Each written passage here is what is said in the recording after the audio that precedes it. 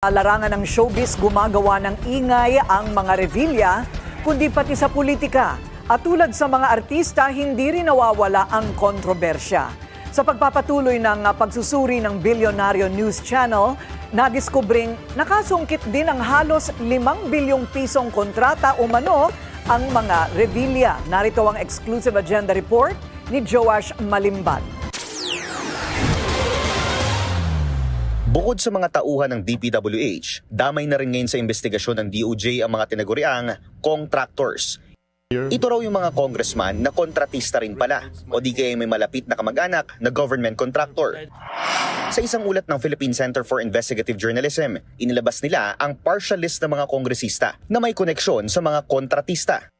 Kasama rito si Cavite 1st District Representative Jolo Revilla, ang kapatid nitong si Aguimat Party List Representative Brian Revilla, at ang kanilang nanay na si Cavite 2nd District Representative Lani Mercado Revilla.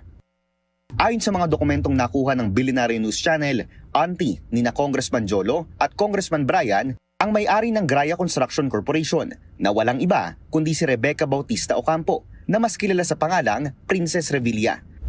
Siya ang pinakamalaking shareholder ng kumpanya ayon sa General Information Sheet ng Securities and Exchange Commission.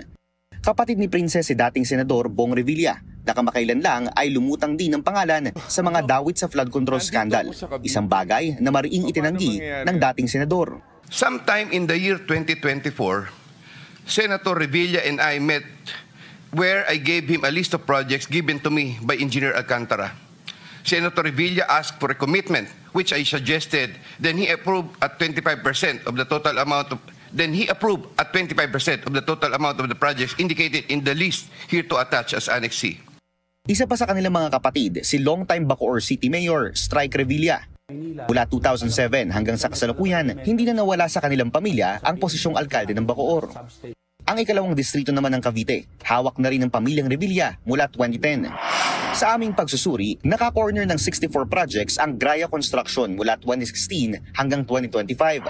Lahat ito matatagpuan sa Cavite at aabot ang halaga sa mahigit 4.7 billion pesos. Kabilang dyan ang halos 20 flood control projects mula 2022 sa Bacoor, ayon sa sumbong sa Pangulo website. Ayon kay Justice Secretary Jesus Crispin Remulla, gumugulong na ang investigasyon sa mahigit 60 contractors sa 20th Congress. Na bukod sa lalabag sa patong-patong na batas kaugnay ng conflict of interest, ay posibleng dawit din daw sa mga maanomaliang flood control projects.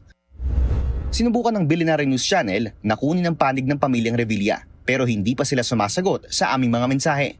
Para sa agenda, Joash Malimban, Bilyonaryo News Channel.